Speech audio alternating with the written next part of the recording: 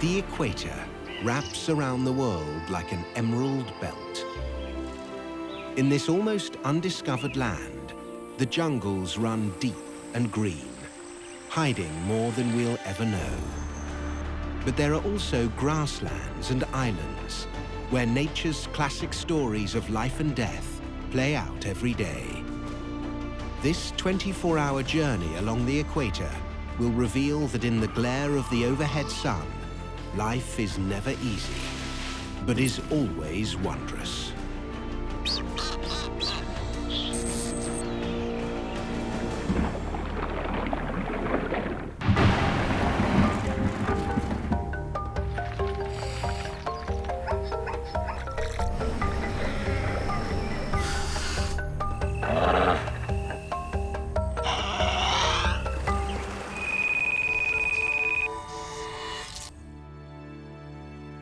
The equator is the Earth's midline, exactly halfway between the North and South poles, the latitude of 0 degrees.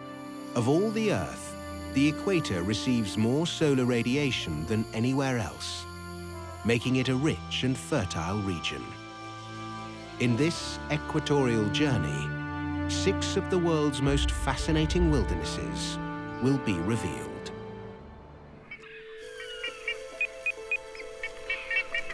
It is 7 a.m. in equatorial Brazil. The awe-inspiring Amazon lies under the path of the sun.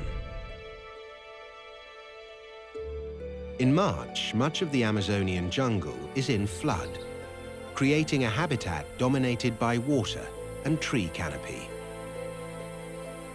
Many of the terrestrial animals that live here have fled to higher ground, leaving the aquatic animals to make the most of this flooded jungle. Many of them are giants.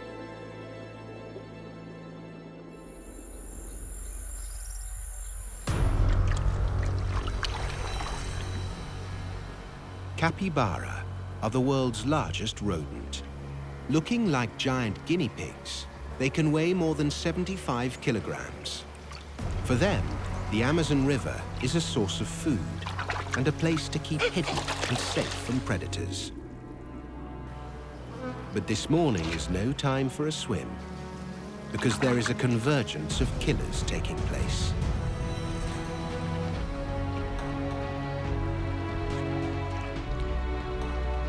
This female green anaconda is one of the Amazon's largest hunters. At over 5 meters long and weighing more than 100 kilograms, there's not a single native animal in the Amazon she cannot catch and eat. But this morning, she is not a hunter. She is the willing hunted. It is time for her to mate, and her scent is drawing in male anacondas. This male is only 1/5 of her weight, puny in comparison. But he is slick and mobile, and on an urgent mission to mate.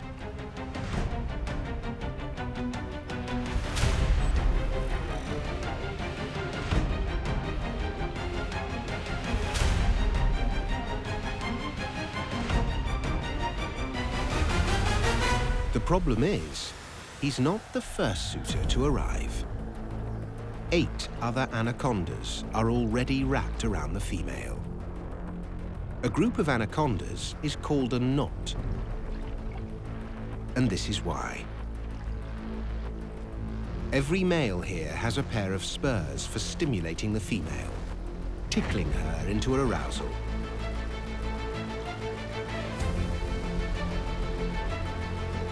The guys have to wrestle to win this serpentine battle for sex.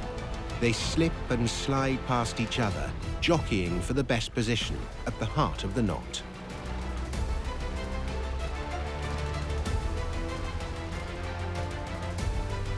It's a death-defying love match, because the female at the center of this knot can come away from it with more than 80 fertilized eggs, and perhaps a belly full of male anaconda.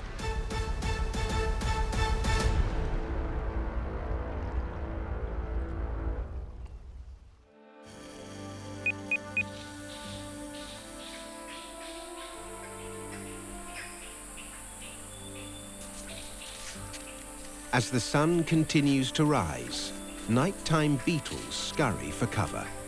In the dark, they are relatively safe. But in the full light of day, beetles can be just morsels waiting to be caught. Any beetle unfortunate to lose its footing can be at grave risk. And not from drowning, because these waters also hide giants. High above the Amazon, a harlequin beetle stridulates in warning.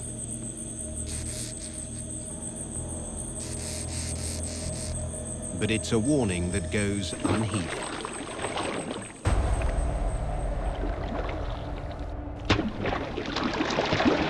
The Amazon's arowana fish are deadly predators below and above the waterline. They have evolved to hunt at the water's surface and beyond. They patrol the border of water and air, scanning the branches above for possible food. Even small birds can fall prey to more than a meter-long arowana. When one of the world's richest ecosystems hangs above your head, just out of reach, it makes sense for a fish to evolve in a way to capture that bounty.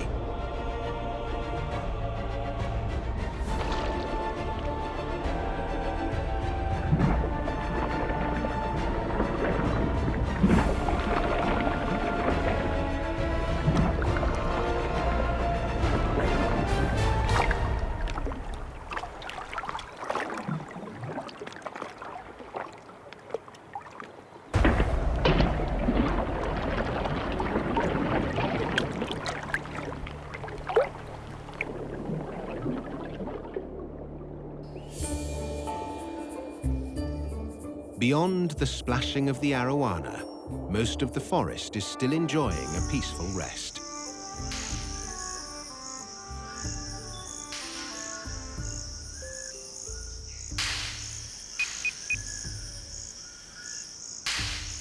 This is the sound of trees in fruit. Rubber trees are casting their seeds far and wide, more than 30 meters in a single pod. As the seed pods ripen, their surface skin shrivels, releasing the nuts.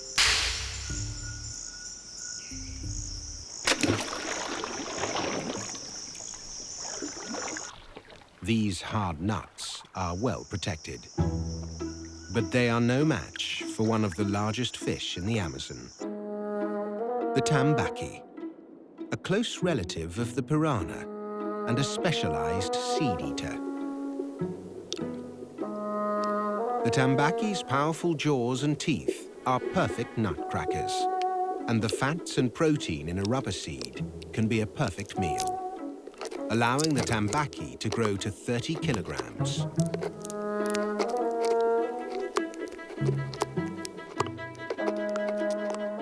The Amazon at this time of year is a fish's paradise. It's as though the barriers between water and air no longer exist.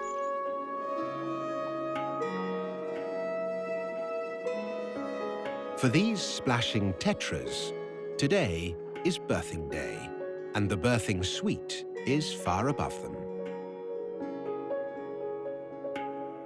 A courting pair duct and move. They seem excited at what is to come. They are preparing for one of nature's most remarkable spawning achievements.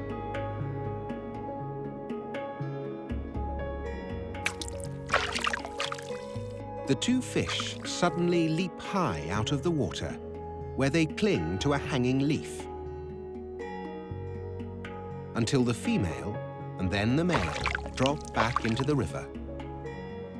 They have left eggs behind on the leaf.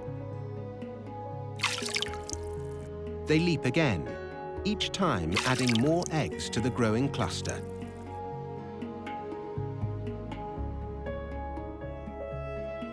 But the performance isn't over. The female swims away and now the male must begin the job of preventing the eggs from drying out in the equatorial sun. For at least 2 days, this will be his contribution to the upbringing of his offspring.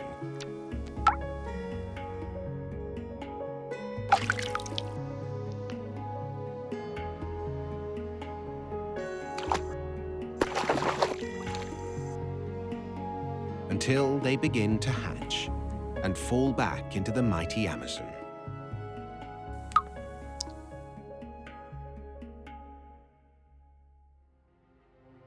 As the sun continues to move across the Amazon, sunlight begins to strike to the west of Brazil. The next stop in this equatorial journey is the birthplace of the Amazon. The equator's Amazon River has many mothers, but all of its tributaries flow down from the giant green wall that is the Andes Mountains. The equator intersects with the Andes in the nation of Ecuador. It is mid-morning, and in the high mountains, the day is only just beginning to warm. This valley is home to a female spectacled bear. Spectacled bears are named for the markings on their faces. She has a mask as unique as a fingerprint. Her cub is nearly a year old. He will soon be independent, but for now, he's his mother's pupil.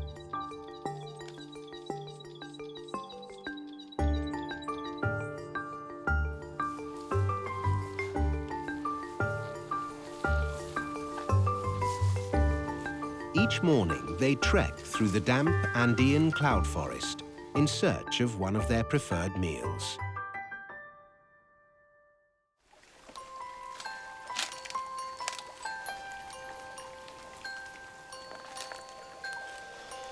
Bromeliad plants are the green water pitchers of the South American jungles.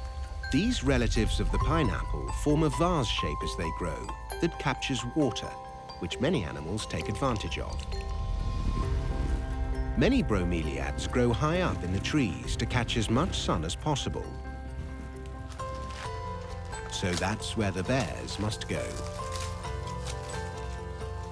Spectacled bears are South America's only species of bear and are often considered the best climbers in all the bear world.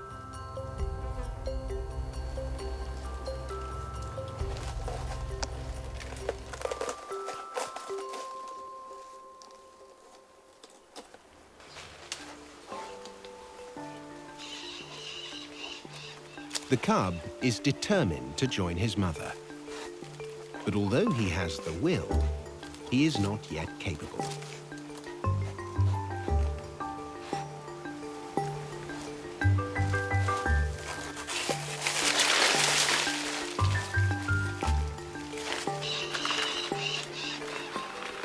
Instead, his mother knocks bromeliad after bromeliad to the ground for him.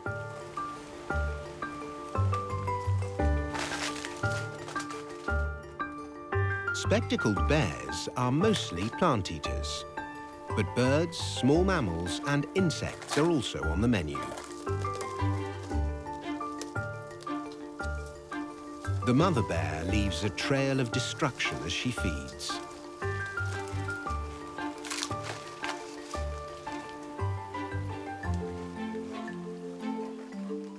The cub is a fast learner. On his second climbing attempt, he makes much better progress.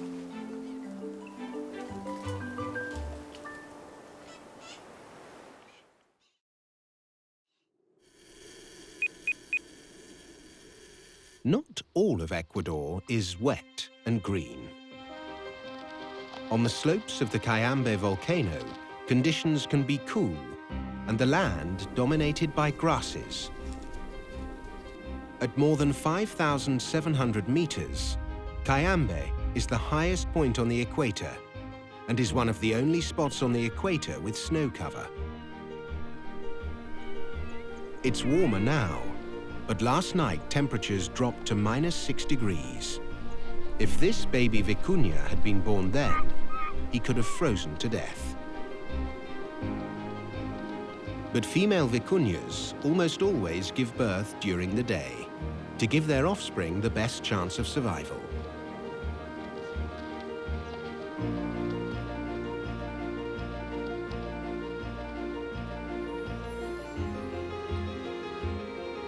Here in Ecuador, vicuñas are introduced animals, with a natural range far to the south.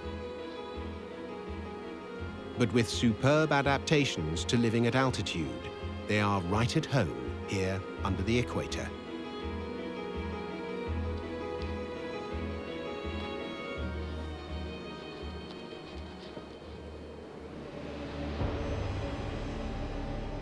The dominant male who watches over his big herd of females and their young is alert for intruders.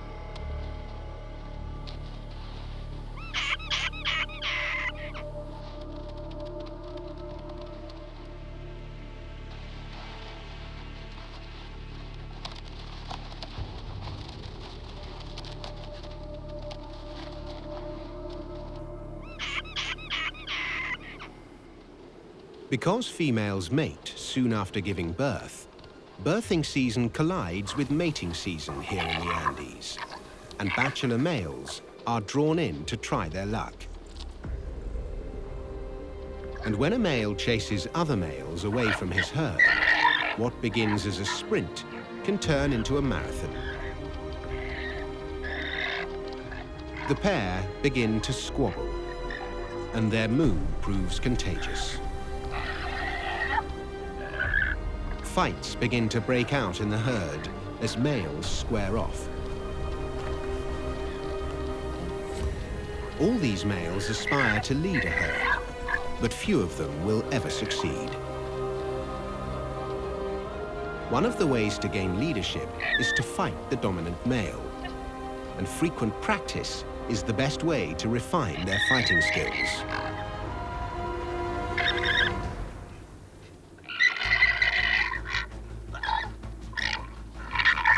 The sparring partners bite and kick and attempt to bring their opponent to his knees.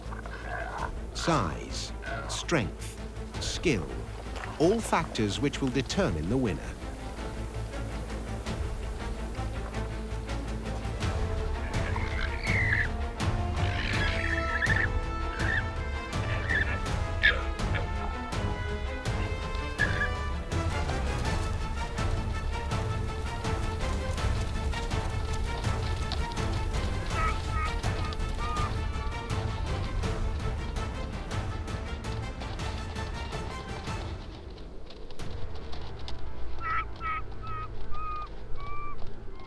The arc of the sun will not wait for the vicuña to settle their rivalry. It moves on, traveling west at just over 1,600 kilometers per hour to shine down upon the legendary Galapagos Islands.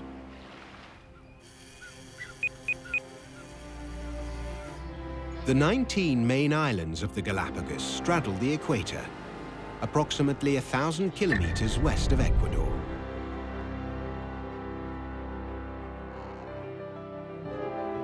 It is late morning, and the temperature here is still only in the mid-20s, because the Galapagos are forever cooled by the cold ocean currents flowing up the west coast of South America. The day is hours old before the Galapagos marine iguanas have warmed enough that they can begin their day. As cold-blooded reptiles, it takes the heat of the sun before they are roused into life after a cool night. Big male iguanas make their way down to the water's edge. They face an unusual challenge. Not far offshore, there are beds of seaweed growing that the iguanas graze on.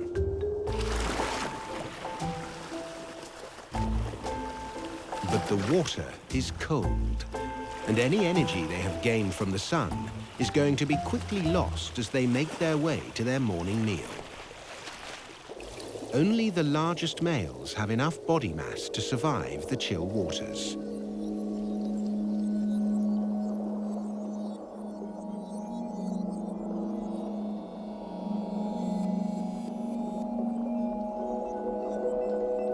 Iguanas are voracious eaters. They clip the weed until it looks like a newly mown lawn. But it replaces itself quickly in these rich waters.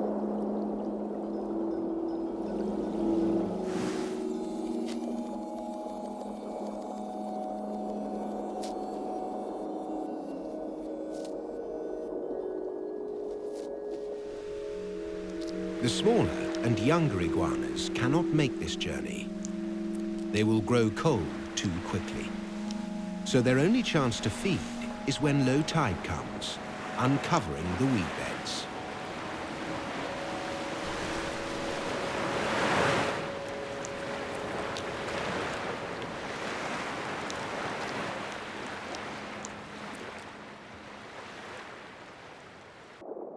The big males will return to the shore for this easy meal, but by now they are chilled. As a reptile cools, its strength ebbs. So for these big male iguanas, fighting their way back to shore is a perilous mission, but one they face every day.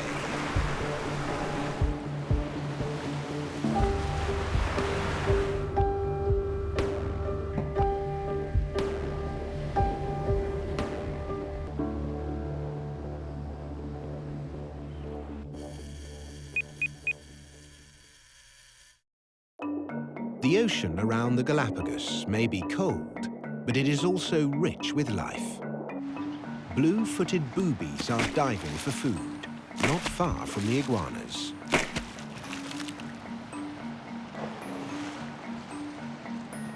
But their feet aren't blue due to the cold. For these boobies, having blue feet is how you attract a mate. Better if you can dance while you show off your blue suede shoes. About half of the world's breeding blue-footed boobies live in the Galapagos. These birds are mostly monogamous and can breed whenever the conditions are right for them. So courtship displays can happen alongside boobies that are already bringing up their young.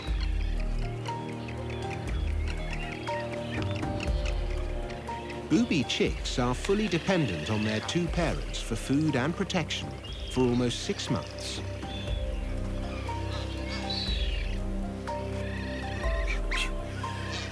And these parents are going to be particularly busy because they have to fight off regular assaults from piratical frigate birds. Magnificent frigate birds are very strong flyers and good at fishing, but they are also kleptoparasites that will make a living by thieving from other birds.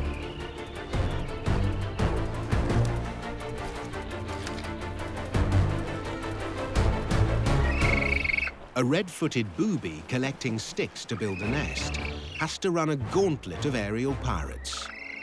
Sticks for nest building are hot property in this part of town.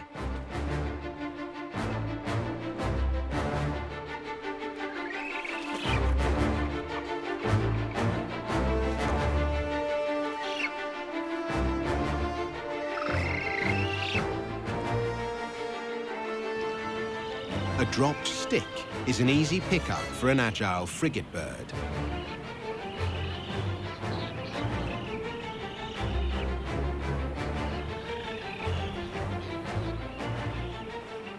Even other frigate birds are fair targets for these bandits.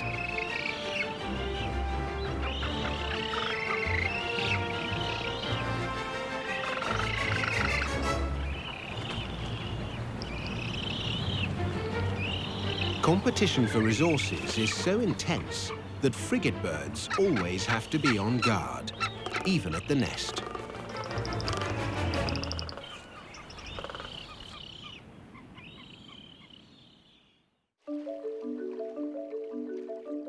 In the seas below the frigate bird's fortress is a bird that is the polar opposite. It can't fly at all, at least not through the air.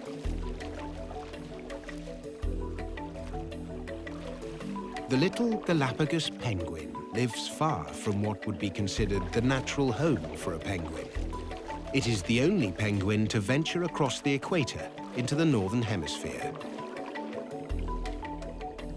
But with the smallest population of any penguin, numbering as few as 1,000 breeding individuals, this is one bird that is barely tolerating life at the equator. From flooded jungle to cold mountaintops and desert-like islands, the equator's track across the New World is one of extreme landscapes and animals. But half a planet away lies the Old World, where ancient forests grow and animals live out a timeless battle for survival.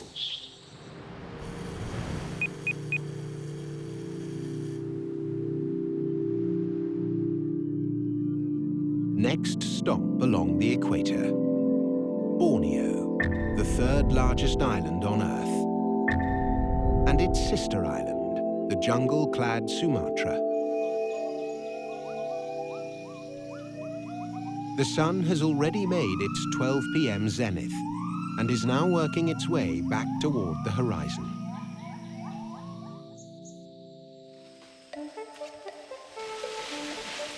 Orangutans pole vault their way across the forest, using their immense weight and the flexibility of the jungle saplings. An adult male can weigh almost 70 kilograms. The young trees sag beneath their weight.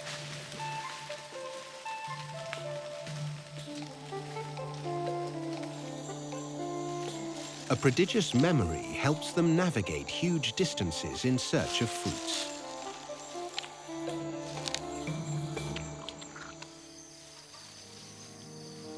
The local gibbons are also cutting a beeline for their favorite fruiting tree.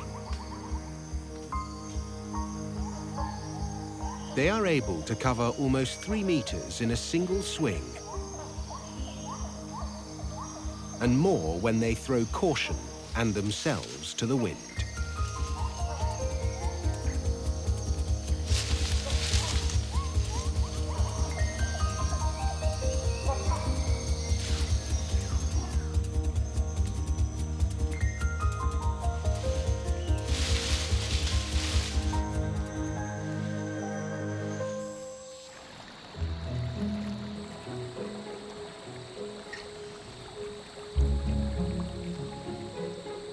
Crab-eating macaques are spending their time along a stream edge, where there are plenty of places to avoid the afternoon heat.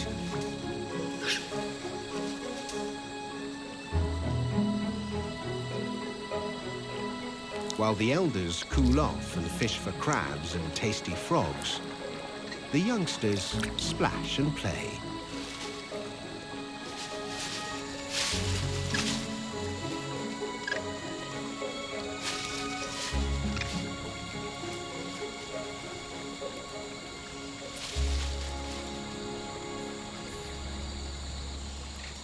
But their antics have been noticed.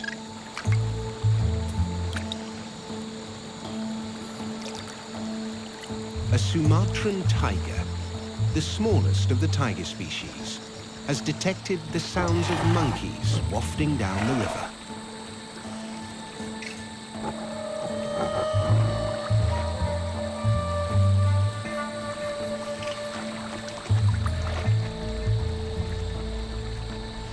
To catch a fleet-footed monkey, stealth is key.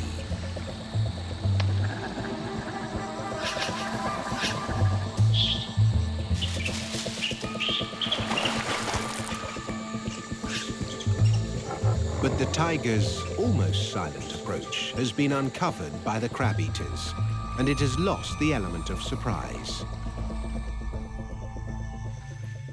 Up above, leaf monkeys are on the move.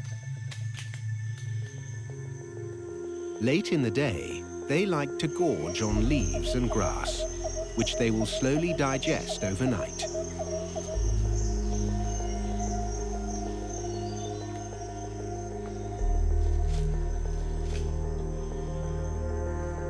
While they may split up and travel separate paths during the day, after their last feed, most of the troop will roost as a group in a single tree.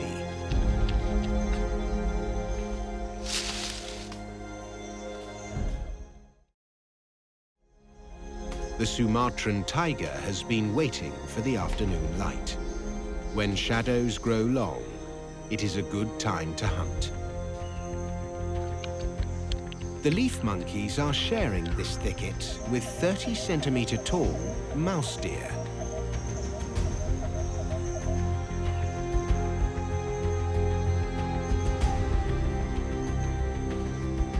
The tiny deer remain extremely alert and will warn of a threat by stamping the ground. Unlike the monkeys, they can't escape up the nearest tree.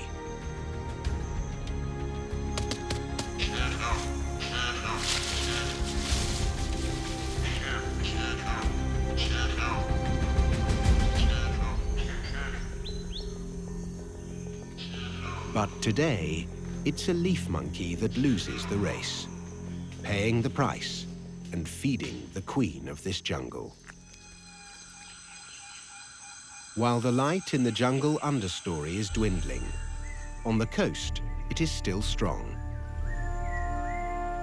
Mangrove estuary, in which ocean and dry land gently merge together, creates a rich habitat occupied by creatures from both realms.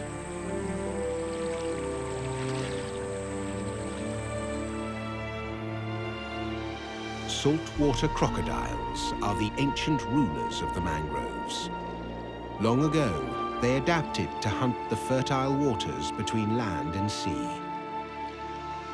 This female is raising her young in this sheltered estuary. They're confident enough to venture freely among the mangrove roots. They may not have eaten since hatching, but when they're hungry, they'll hunt for their first meal here. Their mothers lurking not far away, discreetly watching for both intruders and prey. The mangrove's fringing trees are a common evening roost for Borneo's proboscis monkey. Many other monkeys visit Borneo's mangroves, but few depend on them as much as the proboscis.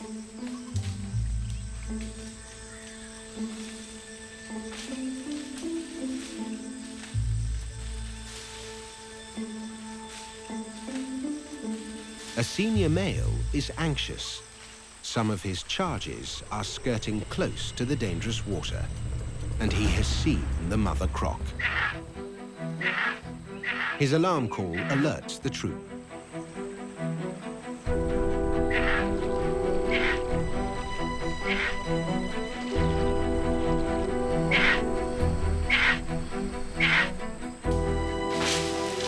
And the panic drops one monkey right into the jaws of danger.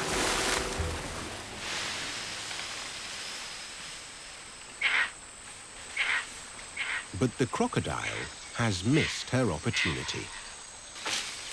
Crocodiles are patient hunters, so she will be sure to keep an eye open for the next monkey's mistake.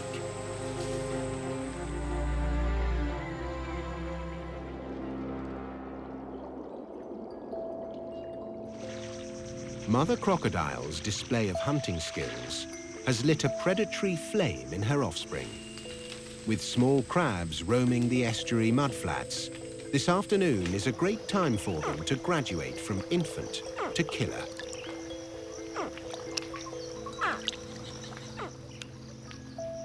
Fiddler crabs pack their lives into low tide. The females feed at a frantic speed. Hungry males may be hampered from feeding as quickly by their superclaw. But it may save them today, as sibling saltwater crocodiles fan out on the mud in search of a meal. They're still supervised by a watchful mother. As they venture from the water, the young crocs are feeling hunger for the first time, and the mud is crawling with potential meals. First, the youngster stalks.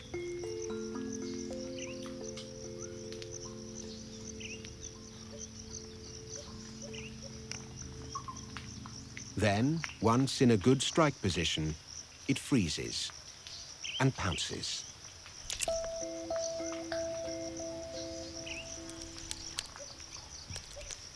The head shake to tear the prey apart is all croc instinct. One day, he'll do it to pigs and monkeys. As the sun reaches for the horizon in Borneo, it is still shining hot and strong at the equator's next landfall, in Kenya.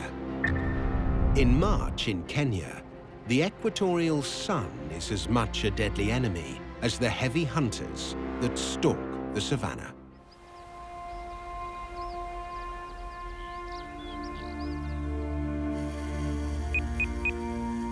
Kenya's arid savannah is a rare landscape at the equator. Here on the northern savannah, the rains are almost due. A hot, dry wind, known as the Kaskazi, has been blowing down from the Persian Gulf, parching the land. And now, just before the day ends, conditions are at their toughest.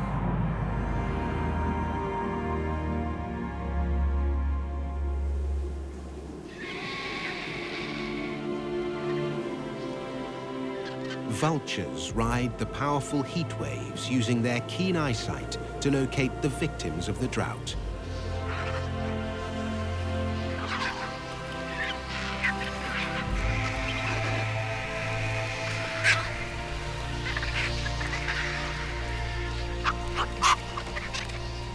In the dry season, survival is all that matters.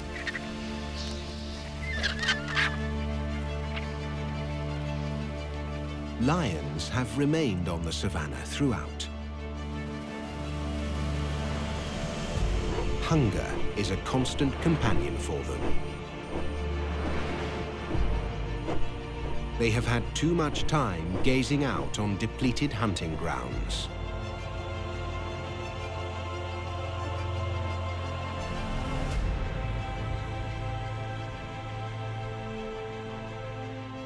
This Thompson's gazelle will not satisfy their needs, but it will help.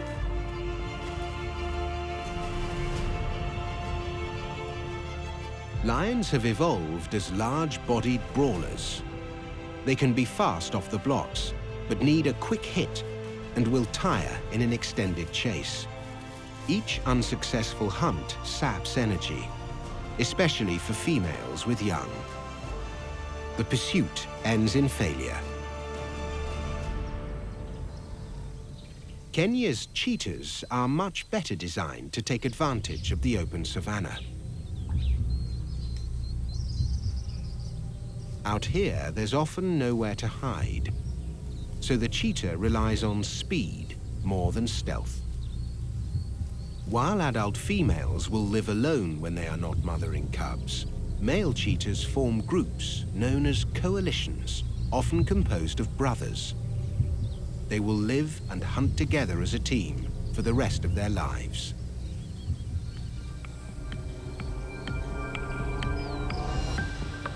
Weighing more than 65 kilograms, cheetahs are the lithe, fast attack model in the world of big cats. Small ungulates like gazelle are prime targets for them.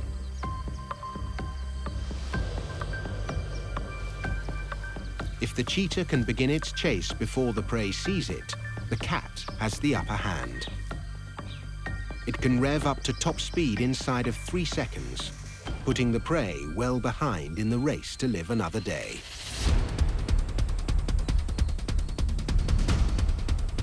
To reach its maximum speed of over 100 kilometers per hour, weight for weight, a cheetah unleashes 4 times more energy than a racehorse.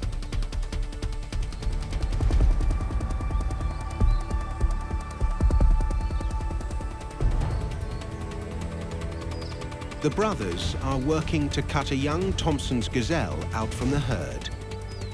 It has little chance of survival with 3 hunting cheetah on its tail.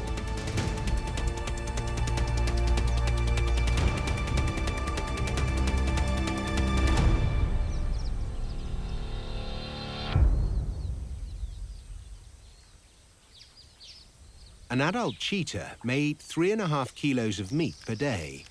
So this young gazelle, shared among 3 cats, is probably not going to be the only prey they chase today.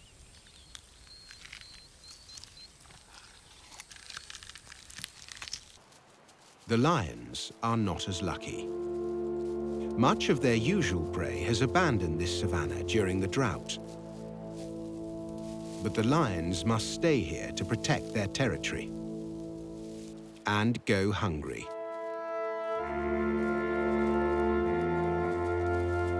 In the dry season, cubs may starve to death.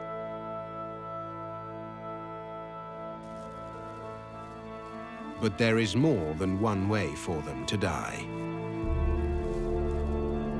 Hyenas are also desperately hungry, and they are cub killers. Lions are always dangerous foes, but hungry and desperate lions defending their young. Lone hyenas are wise to keep well away.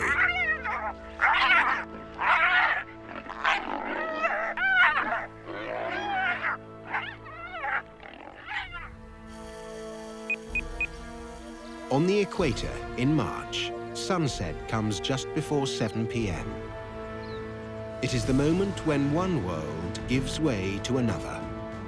The peaceful grazers that have made the most of good fields of view throughout the day now face a long night of fear and danger, because the big predators that have been unable to stalk prey during the daylight are now waiting.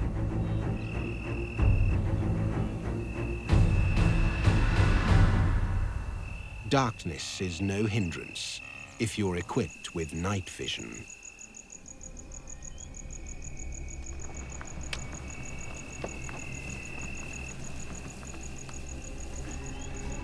The starving lion pride becomes highly organized when it is time to hunt.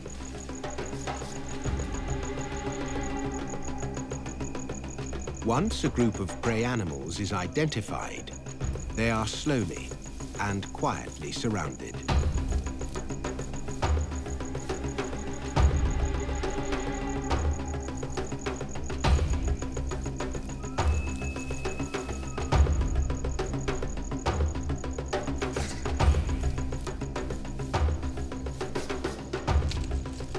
When all of the hunters are in position, 1 or 2 lions make themselves visible. The gazelles move quickly away, but the trap is set.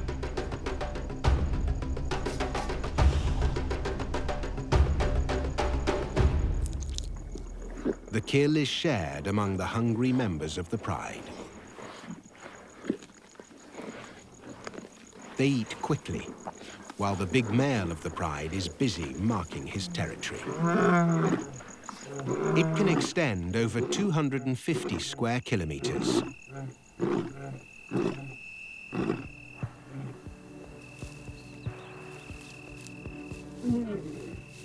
As he patrols, he leaves scent marks along the borders.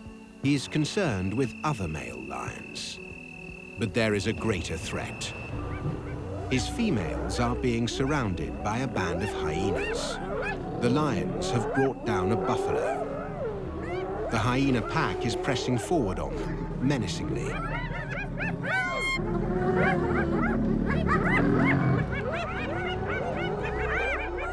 The females have no choice but to give up their hard-won meal. But now, the master of the pride returns. The hyena's dominance is short-lived. Superior numbers are no match for an angry male lion.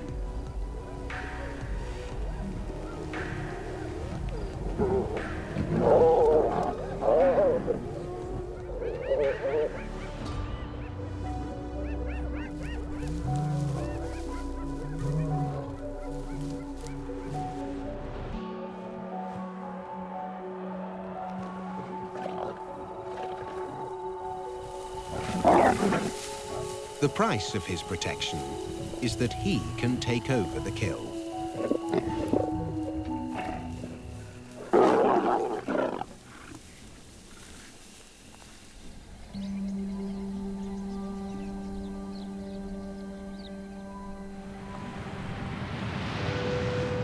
The last place the sunlight reaches in this 24-hour journey along the equator is Gabon, on Africa's west coast.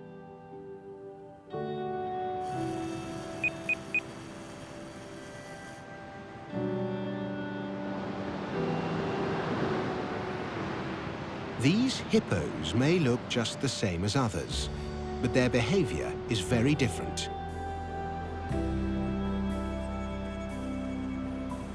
They are drawn to the sea for reasons that remain a mystery.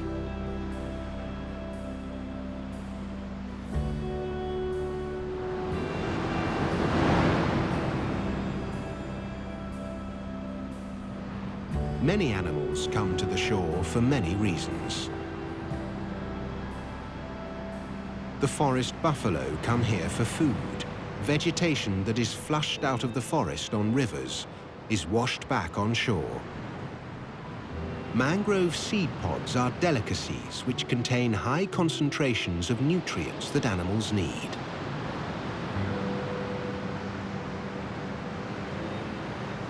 Elephants also know of this special food source, and they pass this knowledge on to their young.